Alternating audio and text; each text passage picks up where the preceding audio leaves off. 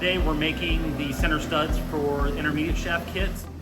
There's two different center studs that we make. The first are the center studs for the IMS retrofit. They're made out of mild steel.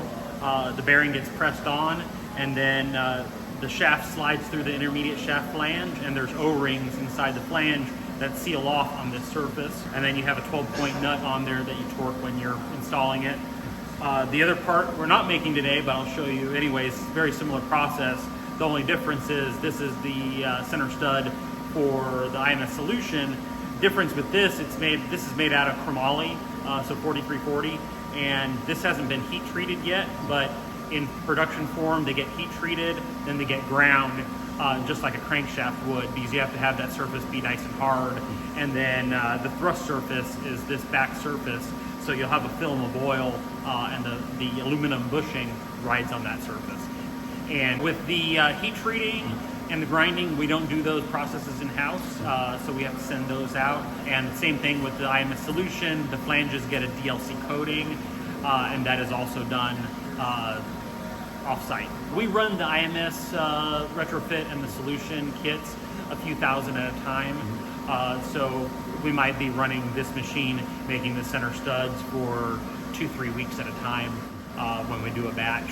And usually the machines get set up and we'll run a good few months worth of product, or sometimes it might even be 6 months or a year worth of product, especially with the IMS solution, since they do have to go out for heat treating and grinding and DLC coating. Each of those steps adds weeks, if not sometimes months of lead time for those outside services. And Tim here is going to be showing you how this process works.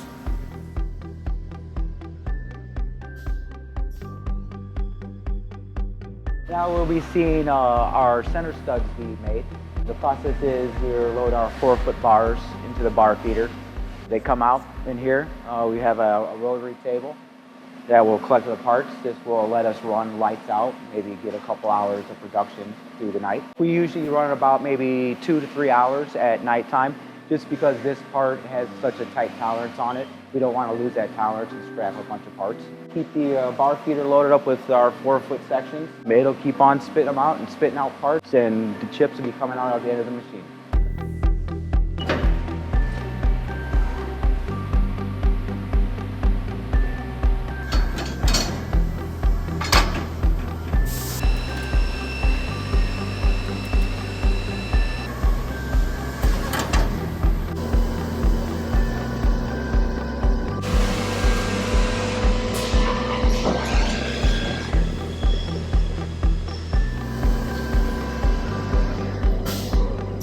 Once it gets done, it'll start spitting it out here.